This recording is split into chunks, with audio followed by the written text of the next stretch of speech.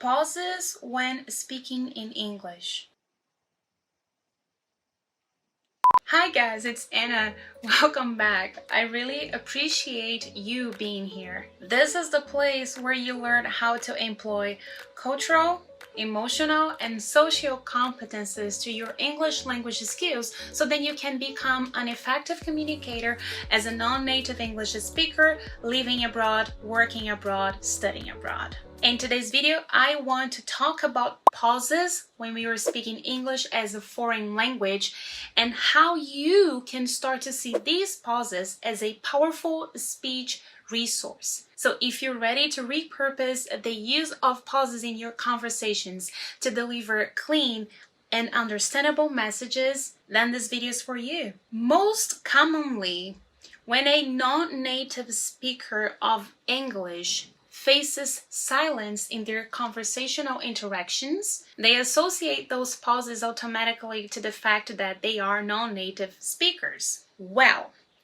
depending on the level of your linguistic skills, those pauses might be related to the lack of enough knowledge of the language to draw more complex sentences. And here I'm thinking about the beginner levels or the pre-intermediate levels. However, when you have reached the independent user level or the fluency level, knowing when and how to pause will do a great deal for you and for the quality of the messages you are delivering. Basically, we have two groups of speech pauses. The first group is the field pauses. These are the ones in which we make use of sound to pause. And it goes like this.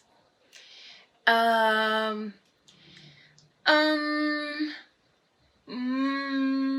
you're just producing sound. So that's why they are called field pauses. The second group is the silent pauses. These are the ones in which we pause with silence for 1 or 2 seconds before we move on with the next sentence or with the next thing that we want to say. Just a small parenthesis here. Some theorists mention a third group, which is the breath pause. I understand why would they consider the breath pause as a third group, but here's the thing. So they say that is breath pause because you get to hear someone breathing in that pause, and that's not necessarily silence.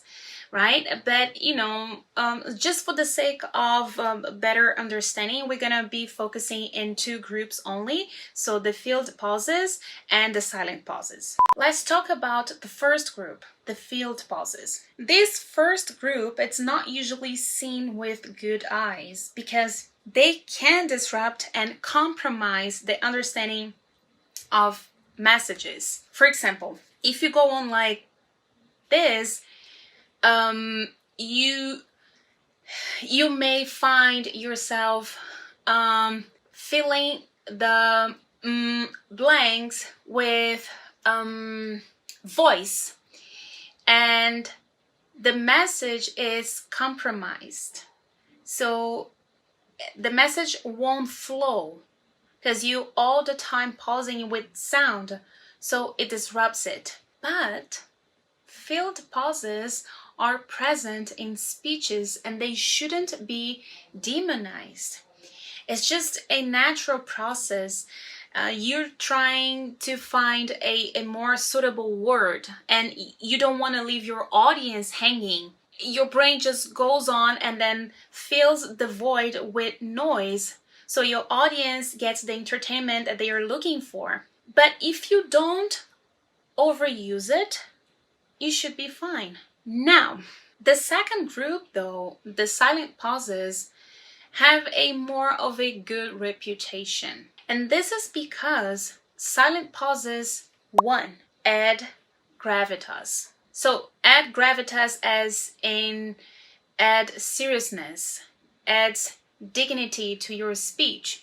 Because think with me, only someone really confident on what they're saying would be comfortable using silence to pause. And 2. Silent pauses allow your audience a moment to think about the informations you are sharing. The only thing that nobody talks about is the influence of cultural backgrounds in the duration of pauses. That's why being aware of the cultural background impacting when we are speaking in English will give you an edge, will place you ahead. I was reading an article in the BBC website in which two different cultural groups, Japanese speakers and Anglophones, were compared in terms of how long a pause would go on in a business meeting. For the Japanese speakers, that pause could last up to 8.2 seconds. As for the Anglophones, those who speak English as their first language,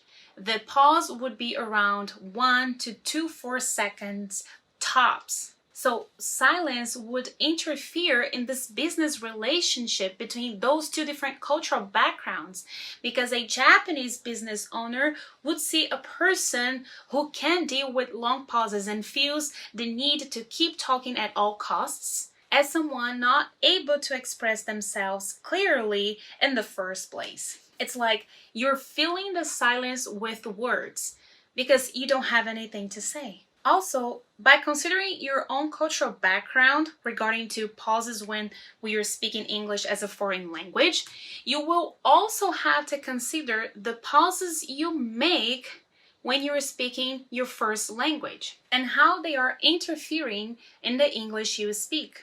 So a little food for thought. Are you coming from a cultural background that is used to longer silent pauses? So in your case, the pauses you make to speak English are also happening because of your cultural background. One thing you could do though is to listen to radio interviews or talk shows and really notice the rhythm and the pauses in their speeches. Then you can record yourself and compare your speech to those interviews. You don't have to copy the way that they are talking, just to make myself clear. You just have to do this as a practice. So then you can spot the pauses and bring this awareness to the English you speak.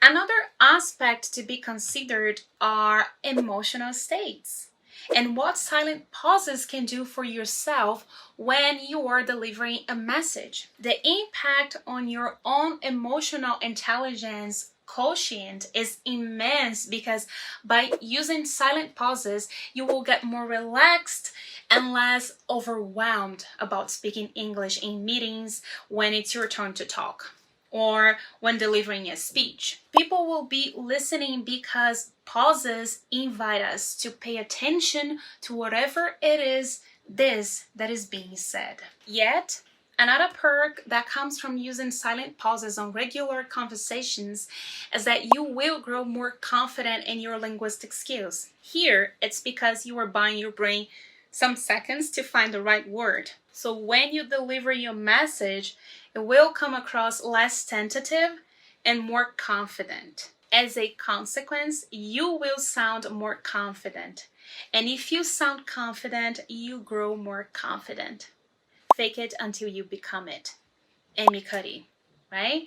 That's an amazing TED Talk. Totally recommend it. But that's what I have for you today, people. By this point now, I hope your views on pauses when we are speaking English as a second language, as a foreign language, are a little bit shaken and ready to be revisited. While you wait for next week's video, make sure to check those videos out. They can also help you to become an effective communicator as a non-native English speaker. Thanks for watching today's video. I'll see you in the next one. Take care.